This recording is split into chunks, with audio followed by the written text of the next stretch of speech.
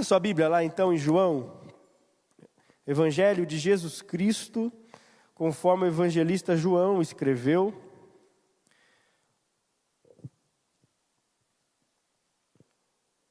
No capítulo 2, é um texto bem conhecido. Evangelho de Jesus, conforme João, o evangelista João escreveu no capítulo 2. Amém? Diz assim a palavra do Senhor. A minha versão é NVI, talvez, não sei se é a mesma versão que vai ser colocada ali. Mas diz assim: no terceiro dia houve um casamento em Caná da Galileia. A mãe de Jesus estava ali. Jesus e os seus discípulos também haviam sido convidados para o casamento. Tendo acabado o vinho, a mãe de Jesus lhe disse: eles não têm mais vinho. Respondeu Jesus: que temos nós em comum, mulher? A minha hora ainda não chegou. Sua mãe disse aos serviçais: façam tudo o que ele lhes mandar. Ali perto havia 6 potes de pedra, do tipo usado pelos judeus para as purificações cerimoniais. Em cada pote continham entre 80 e 120 litros. Disse Jesus aos serviçais: encham os potes com água. E os encheram até a borda. Então lhes disse: agora levem um pouco ao encarregado da festa. Eles assim fizeram. E o encarregado da festa provou a água que fora transformada em vinho, sem saber de onde este viera, embora o soubessem os serviçais que haviam tirado a água. Então chamou o noivo e disse: todos servem primeiro o melhor vinho, e depois que os convidados já beberam bastante, o vinho inferior é servido. Mas você guardou o melhor até agora. Esse sinal miraculoso em Caná da Galileia foi o primeiro que Jesus realizou. Revelou assim a sua glória aos seus discípulos, e seus discípulos creram nele. Amém? Vamos orar mais uma vez. Pai, nós, diante da preciosidade da tua palavra, diante do valor de transformação que ela tem, diante do poder do teu Santo Espírito que traz vida a essa palavra, é diante disso que nós nos prostramos agora, Pai, reconhecendo a tua mão, reconhecendo o teu cuidado, reconhecendo a tua direção para nós nessa manhã. Por isso, fale ao nosso coração, mexa onde o Senhor deseja mexer, mude o que o Senhor deseja mudar. É isso que nós clamamos no nome poderoso de Jesus. Amém. Amém? Queridos, gostaria, antes de entrar no texto em si, começar com uma pergunta. Qual é hoje a instituição mais importante que nós temos? Qual que é? Família. Não tenho dúvida que a família, tudo depende da família. Uma boa empresa depende da família. Na verdade, as maiores empresas, elas são familiares. É sempre passando de pai para filho, sempre com essa estrutura. Não existe organização, empresa, ONG, o que seja, que tenha mais valor do que a família. E nós já estamos nesse culto, Deus já está ministrando desde os louvores sobre a importância, o valor que Deus vê na família.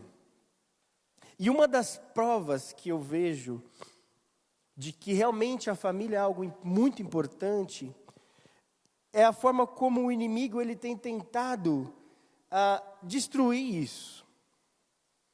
Como o inimigo tem tentado acabar com a família. Como o inimigo tem usado estratégias terríveis para acabar com isso. O diabo ele tem usado muitas coisas. Hoje a gente tem visto a questão da ideologia de gênero, reformulação, o Estado tentando reformular o que significa família. Eu e o pastor Marcos temos feito uma graduação ali de terapia familiar. E a gente vê ali nas aulas como que as professoras, as pessoas estão perdidas quanto a isso e tentando reformular a questão da família. Por que isso? Por que o diabo ataca tanto a família? Por que o diabo ele quer destruir tanto? Porque tem valor. Porque ele sabe a importância que tem uma família dirigida e estruturada pelo Senhor.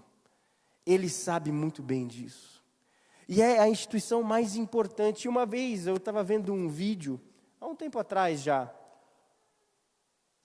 e era um rapaz, eu não lembro se era algum tipo de debate, alguma coisa assim, e aquele rapaz ele está falando uma questão muito interessante em relação à família. Ele fala assim, o Estado, não é o dever do Estado definir o que é família. Porque família vem antes do Estado. O Estado veio depois da família. A família é uma instituição criada completamente antes. A gente vai ver que a primeira instituição feita por Deus é a família. Então o Estado não tem como definir o que é. Ele só pode simplesmente olhar e falar e ver o que é. Mas definir não pode, porque já veio antes isso. E é exatamente isso que eu vejo, a crise que o Estado está tendo. Porque o diabo ele conseguiu deturpar de tal forma a família, que o que se vê hoje em relação à família, o que o Estado está vendo hoje, está totalmente deturpado, ele não está conseguindo definir o que é. Porém, o fato de ter essas deturpações não significa que a família mudou.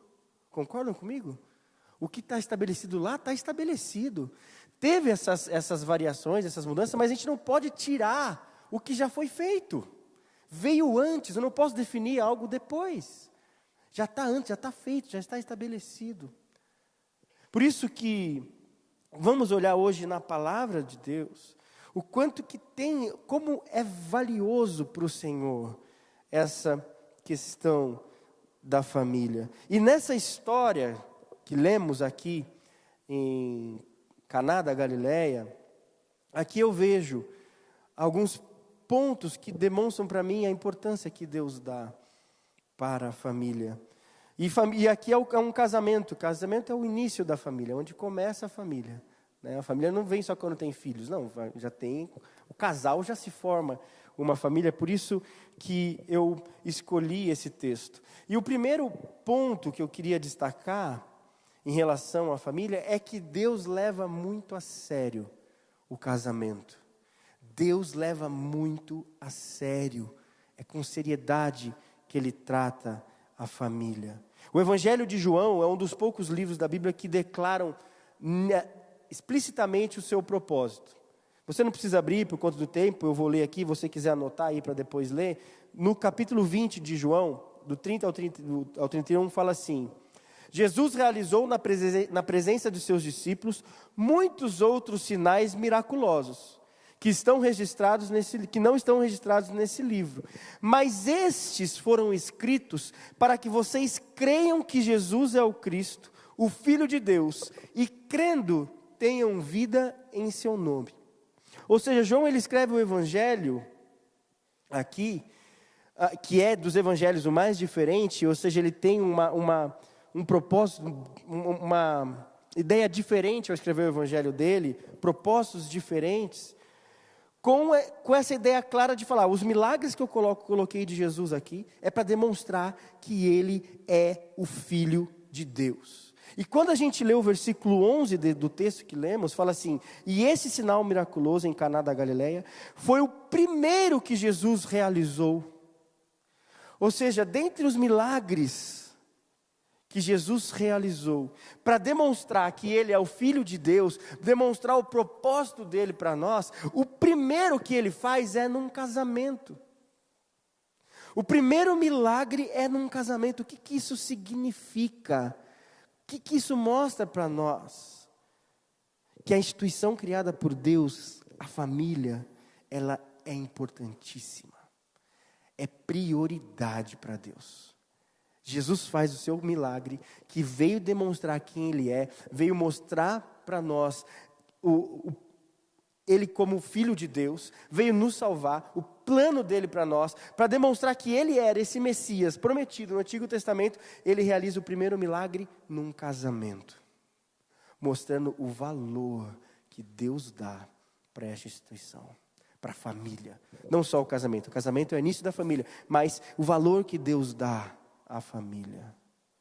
Por isso Ele deseja que a gente viva em total submissão a Ele em relação à família e trate a família também com muito respeito, dando esse valor. Para Ele é importante a família.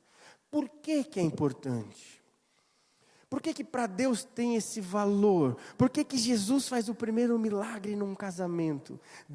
Mostrando, revelando para nós a importância que Ele dá para a família. Tem um texto, você também, se quiser abrir, pode abrir. Deuteronômio capítulo 4, versículo 6. Deuteronômio 4, capítulo 6.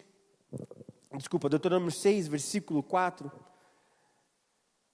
Diz assim: ouçam, ó Israel, o Senhor, o nosso Deus, é o único Senhor. O que a gente pode entender? Acho que no português isso não fica tão claro a ideia. Mas quando a gente vai no original, que foi escrito em hebraico, esse texto fala assim: Yahvé é o Senhor, ouçam Israel, Yahvé é o nome de Deus, Jeová, né? Que era o nome, que é o nome que Deus dá ali para Moisés, que é Ele, eu sou, esse nome poderoso. O nosso Deus, esse nosso Deus, a palavra é Elohim, é Deus no plural. É a palavra Deus no plural, Elohim, como fosse deuses a ideia, mas não mostrando que tem vários deuses, mas mostrando que o nosso Deus, Ele é trino. Ele é um Deus único, mas que subsiste em 3 pessoas. O nosso Deus, Elohim, é o único Senhor, Errad Yahvé. Por que é importante essa palavra único aí? Porque para o judeu ele usa 2 palavras para definir essa questão da unidade, alguma coisa única, um. Ele usa o Errad e o Ihid. O Ihid, quando ele usa Ihid, ele quer falar sobre uma coisa única mesmo, tipo assim, um microfone, aqui tem um microfone na minha mão, uma camisa, ele usa Ihid. Quando ele usa a palavra Errad, que é essa palavra único aqui, único Deus, Errad, é um único plural, no sentido, por exemplo, de um cacho de uvas. Eu tenho um cacho de uvas, mas são quantas uvas? Várias. Esse um plural, isso é maravilhoso, porque ele está falando que o nosso Deus, Ele é 3 em 1. Ele é um único, mas Ele é plural. E aí eu te pergunto, o que em toda a criação de Deus pode, de certa forma, ter essa unidade plural? Os 2 serão uma só carne. Gente, isso é profundo demais. Quando Deus fala e faz o casamento e fala, e os 2 serão uma só carne, os 2 sendo um. Por isso que nós somos a imagem e semelhança de Deus. Por isso que o ser humano, e essa é a nossa diferença. Porque através da família, do casal e depois vem os filhos, é onde Deus é mais revelado. Ah, pastor, você está falando então eu sozinho, solteiro, não sou a imagem de Deus? Não é isso que eu estou querendo dizer.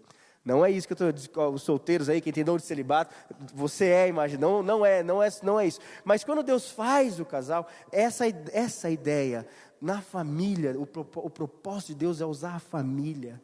Quando ele olha para Adão, ele fala, não é bom que o homem esteja só, vou fazer para ele uma auxiliadora que lhe seja idônea. Por quê? Porque na família nós revelamos melhor a imagem de Deus. Aleluia! Nós revelamos esse Errad, esse único Deus, esse Elohim, que é o Deus plural, é na família. Por isso que Deus prioriza tanto a família, e por isso que o diabo ataca tanto a família, porque quando ele ataca a família, ele está fazendo um ataque direto à imagem de Deus, a esse único que a família pode ser. E isso é tão verdade também, porque a gente fala, tá, nós somos a semelhança de Deus, qual é a nossa diferença dos animais? Bom, nós somos racionais, ok? Então já mostra porque nós temos essa diferença. Nós temos vontade, nós temos o arbítrio, podemos escolher algumas coisas. Então isso nos faz a imagem de Deus. Então tem algumas coisas que o animal não tem razão, essas questões. Mas eu pergunto para vocês, e os anjos? Os anjos são inteligentes. Os anjos, a prova disso é Satanás. Ele era Lúcifer, ele escolheu, ele teve vontade. O que faz o anjo não ser a imagem de Deus? É que o anjo não pode ser um com ninguém. A Bíblia fala que no céu não se casa e não se dá em casamento. O anjo não pode ser um com ninguém. O anjo não tem sexo. Entendeu? Então nós somos a imagem de Deus. O que mais revela em nós a imagem de Deus é quando Ele nos une em família. Glória a Deus.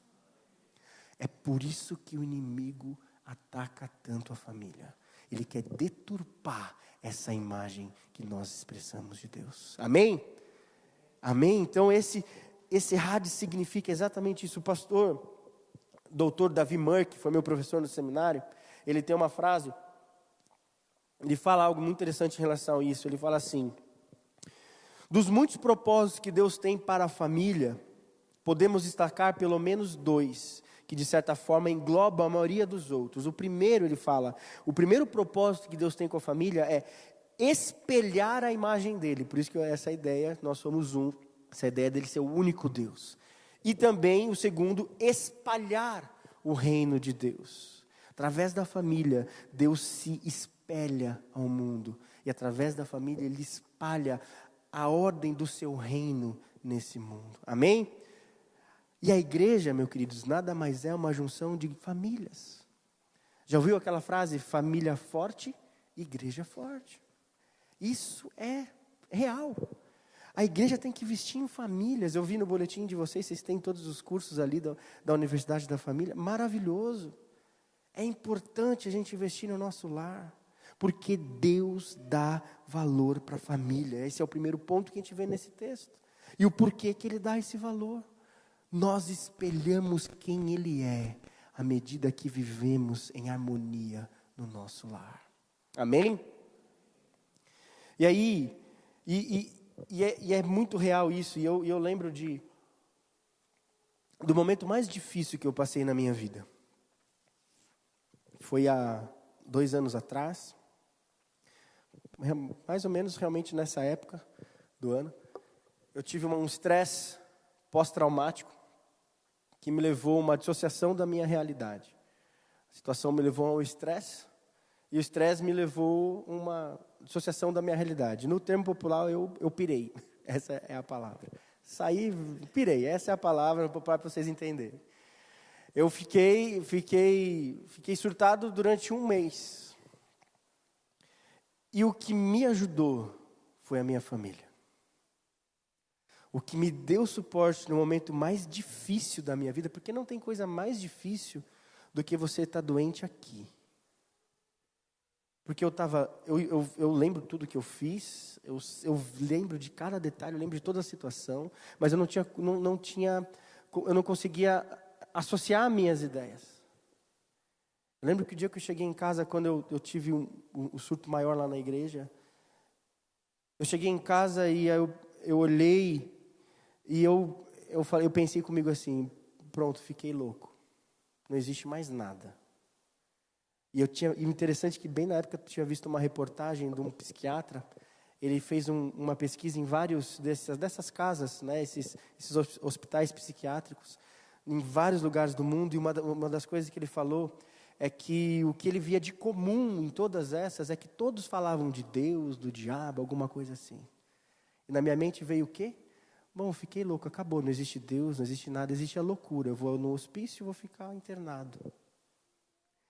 Agora você imagina para um pastor pensar isso. Não foi fácil, querido. Não foi o momento mais difícil da minha vida. Mas graças a Deus e a minha família, onde eu fui curado? No seio do meu lar. Meus pais moram em São Paulo, meus pais vieram para cá. Meu sogro e minha sogra moram em Caxias do Sul, 1000 quilômetros, eles vieram para cá, ficaram em casa esse tempo. Meu sogro, para você ter noção da situação que estava na minha casa, meu sogro ele perdeu 7 dentes por causa de bruxismo, de nervosismo da situação. Mas onde eu tive suporte para suportar essa situação? Na minha família. Não tem lugar mais importante do que a família. Eu lembro um dia que eu estava no meu quarto, eu não conseguia dormir, eu fiquei uma semana sem dormir, sem comer. E eu tentava dormir, eu ficava no meu quarto, eu fingia que eu estava dormindo para tentar acalmá-los, para estar dormindo, então eu estava melhorando. E eu lembro que entrou minha esposa, Kelly, e meus 3 filhos, o Caleb, o Felipe e a Miriam. Hoje ele está com 8, o Caleb, a Miriam tem 4 e o Felipe tem 6. Na época era 2 anos a menos, faz a conta aí que eu não quero fazer. Mas eles entraram no quarto, eu estava dormindo, eles vieram no meu pé e eu ouvi a oração de cada um deles.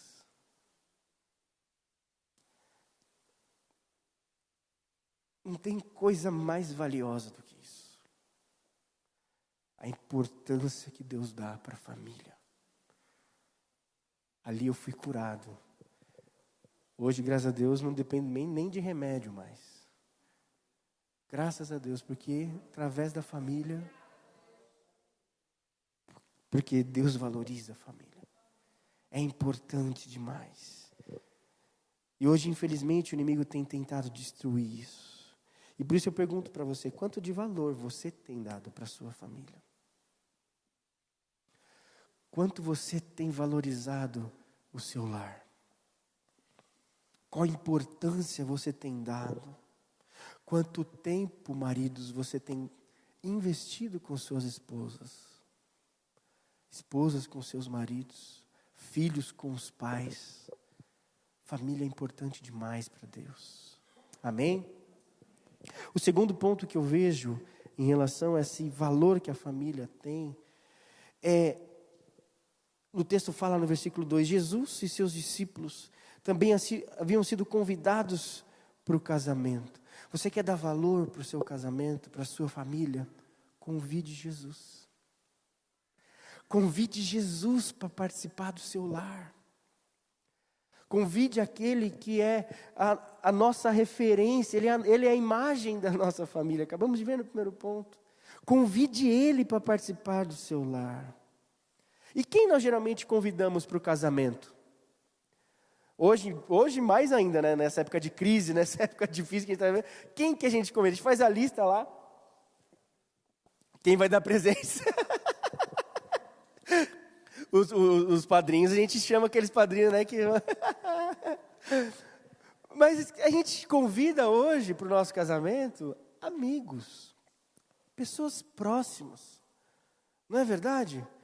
Você faz aquela lista, de repente você tem que, peraí, vai ficar caro, porque hoje está caro casar. Casou faz 1 ano e pouco, né? É caro casar, rapaz. Você tem que fazer uns cortes. E como que você corta? Pelo tipo de relacionamento que você tem. Alguns vão por causa do presente, né? Mas não, você vai dar um bom presente. Deixa eu chamar, porque vai dar um bom presente. Mas é relacionamento, é amizade. É proximidade. O que eu quero dizer com isso? Convidar Jesus para o seu lar significa ser amigo de Jesus. Significa se relacionar com Jesus. Provérbios 18, 24 fala: quem tem muitos amigos chega à ruína, mas existe amigo mais apegado que irmão.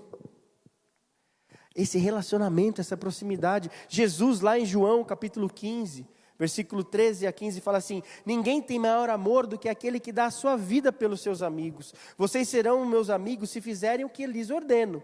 Já não os chamo servos, porque o servo não sabe o que o seu senhor faz. Em vez disso, eu os tenho chamado amigos, porque tudo o que ouvi de meu Pai, eu lhes tornei conhecido. Jesus quer ser nosso amigo, amém? Relacionamento, está próximo do Senhor. E o versículo 14 fala: vocês serão meus amigos se fizerem o que lhes ordeno. Quer ser amigo de Jesus? Ser amigo de Jesus não é uma coisa subjetiva, abstrata. Não, é real. Quer ser amigo de Jesus? Faça o que Ele te pediu, querido. Obedeça a Ele. Viva segundo o que Ele deseja. O texto é claro. E no próprio texto também fala, né? Maria, mãe de Jesus, chega para os serviçais e fala o quê?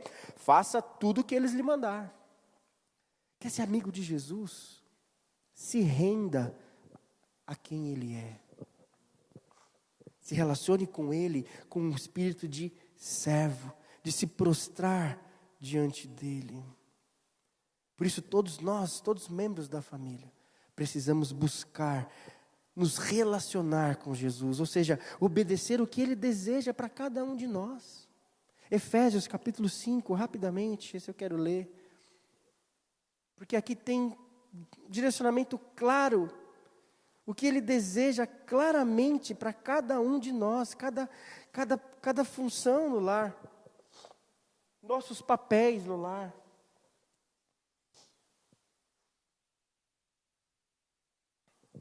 O versículo 22 diz assim, de Efésios 5, mulheres, sujeite-se cada um ao seu marido, como ao Senhor, pois o marido é o cabeça da mulher, como também Cristo é o cabeça da igreja, que é o seu corpo, o seu Salvador. Assim como a igreja está sujeita a Cristo, também as mulheres estejam em tudo sujeitas aos seus maridos. Maridos, amem cada um a sua mulher, assim como Cristo amou a igreja e entregou por ela, para santificá-la, tendo purificado pelo lavar da água mediante a palavra.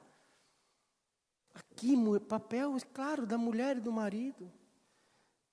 Respeito, submissão em relação à mulher. Deixa eu explicar essa palavra aqui. Hoje, ainda mais hoje em dia, com esse empoderamento feminino, com esse movimento feminista, parece que submissão, mulher, não tem nada a ver com capacho. Submissão é estar embaixo da mesma missão. Essa é a ideia da palavra submissão. É estar embaixo de uma mesma missão. Deus deu uma missão para o homem, quando criou o homem. Falou, você vai cuidar do jardim, tal. E ele fala o quê? Opa, só que não é bom que ele esteja só. Vou fazer para ele uma auxiliadora, que ele seja idônea, que seja como ele. Mas é uma auxiliadora. Eu dei uma missão para o homem, mas ele não vai fazer isso sozinho. E nem é bom que ele faça isso sozinho. E é tão sério isso, porque naquele relato da criação, a única vez que Deus disse que não é bom, porque Ele criou a luz e falou que era bom, criou os animais e falou que era bom, né? Foi tudo isso, e viu Deus que era bom. O único momento que Ele fala não é bom é o quê? O homem fica só. Então a gente depende da mulher. A mulher tem um papel importantíssimo. E essa questão de submissão é estar embaixo da mesma missão que Deus deu. E você vai auxiliar o seu marido. E essa palavra auxiliadora só tem para Deus e para a mulher na Bíblia. Deus é o meu auxílio, socorro bem presente na hora da angústia. Então, auxílio está ali mostrando aquilo que nós falamos no popular, que a mulher tem um sexto sentido. Isso é verdade. Não sei se é dessa forma mesmo, mas a mulher enxerga o que a gente não enxerga. Deus colocou ela do nosso lado para nos auxiliar, nos ajudar. Isso é submissão. É estar junto, debaixo de uma mesma missão, auxiliando, mostrando a direção. E quando fala que o homem é o cabeça e tem que amar a mulher como Cristo amou, é a questão de responsabilidade, da liderança e do amor. O papel do homem não é aqui, a gente fala, é o líder, é outra coisa errada, é o que manda. Eu vou sentar lá, vou chegar em casa do trabalho, já pus comida na mesa, então eu chego do trabalho, sento, vejo o jogo, você tem que me servir. Não tem nada a ver com isso. Ser cabeça é ser responsável, é cuidar. Vou dar um exemplo, sabe? E esse foi o erro de Adão. Porque quando Deus chega no jardim, eles tinham errado. Adão fez o papel que ele não deveria ter feito. Ele falou, opa, aqui foi a mulher que o Senhor me deu, ó, cobra dela. Isso é papel de banana. Isso não é ser cabeça. Por isso que cabeça não tem nada a ver em ser obedecido e ser rei e mandar e desmandar. Não tem nada a ver com isso. Cabeça, líder é quem tem responsabilidade, quem protege, quem cuida.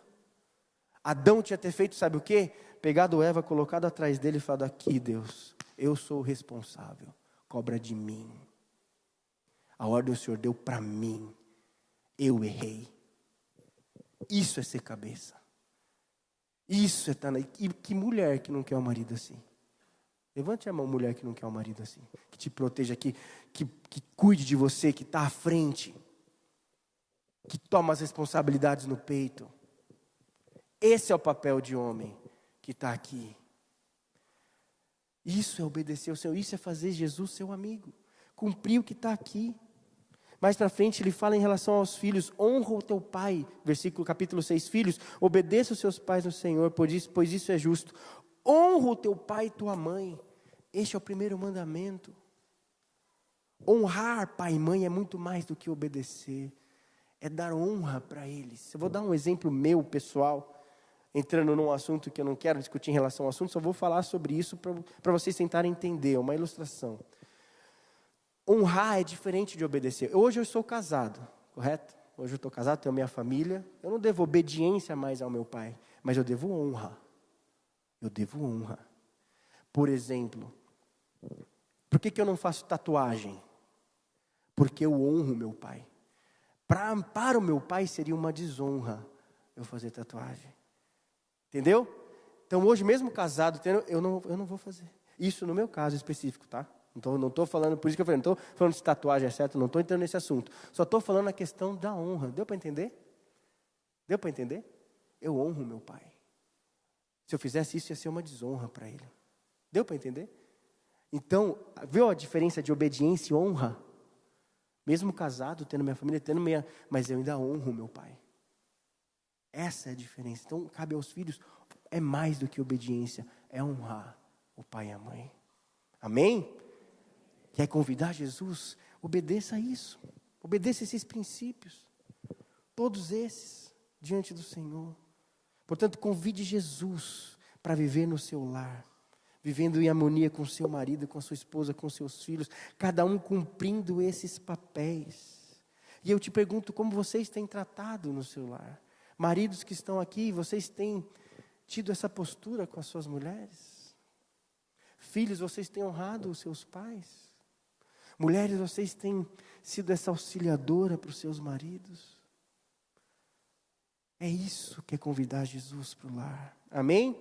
E o último e terceiro ponto, rapidamente.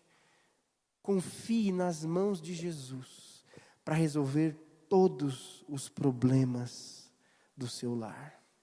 Aqui na história, houve aquele primeiro problema.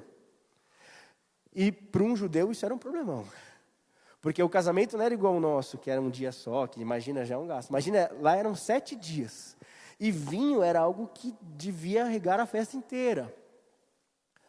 E faltar vinho era um baita de um problema para o noivo. Já é a primeira situação crítica daquele casamento. Mas o que solucionou a questão? Jesus estava presente. Amém? E temos que confiar nele para resolver as situações. E aqui é um ponto interessante. Porque confiar em Jesus para resolver as questões do nosso lar significa se render ao que ele deseja. Só que o que ele deseja muitas vezes não é o que eu acho que é certo. Jesus chega para aqueles caras e fala assim: olha, pegue ali aquela água que está ali. Essa água, o texto fala que era a água que os judeus usavam para purificação. O que é isso? Quando os judeus chegavam no lugar, eles sempre se lavavam a mão, lavavam os pés. E isso não era só uma água, então, que imagina, com os convidados entraram e se lavaram naquela água. Então aquela água estava suja, querido, aquela água estava imunda. Só que não é só isso. Tinha um significado espiritual também. Era uma lavagem espiritual também. Deu para entender? Era uma purificação. Então, para o judeu, aquela água não estava só suja de sujeira de mão, mas de pecado também. Então, quando Jesus chega e fala, ó, encha aqueles potes, os caras, a primeira coisa que veio na mente dele, eu falei, esse cara tá maluco, vai mexer nisso aí? Da onde que eu vou meter a mão nessa água aí? O que eu vou fazer com isso? O que eu estou querendo dizer com isso?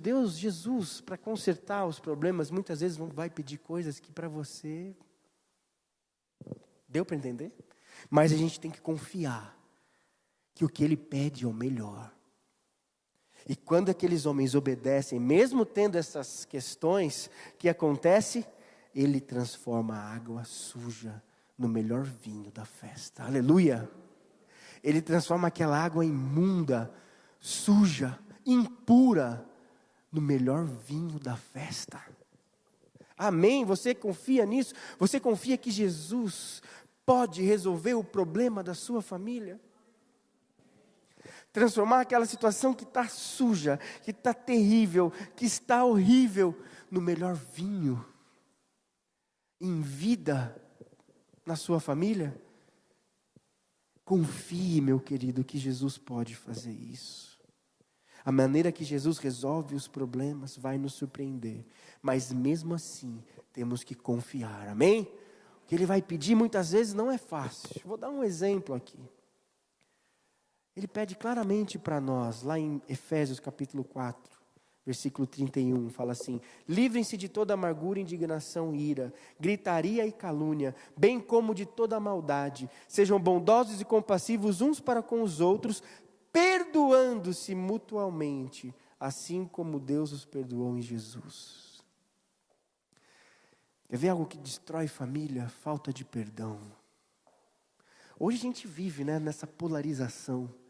Não só política, mas, cara, parece que está tão tenso. A gente entra nas redes sociais, está essa tensão. O pastor Copesca, o editorial aí do boletim, fala sobre isso, esse conflito, essa situação de conflito que a gente vive hoje. Parece que está no estopim, parece que a coisa vai explodir. E isso está nas famílias, concordam ou não? Porque muitas vezes falta perdão. E Jesus pede para a gente perdoar, e perdoar não é fácil, querido. Eu quero fazer essa relação. Perdoar, muitas vezes vai parecer que você vai ter que mexer nessa água suja aí. Não é legal. Tanto perdoar, quanto reconhecer que errei.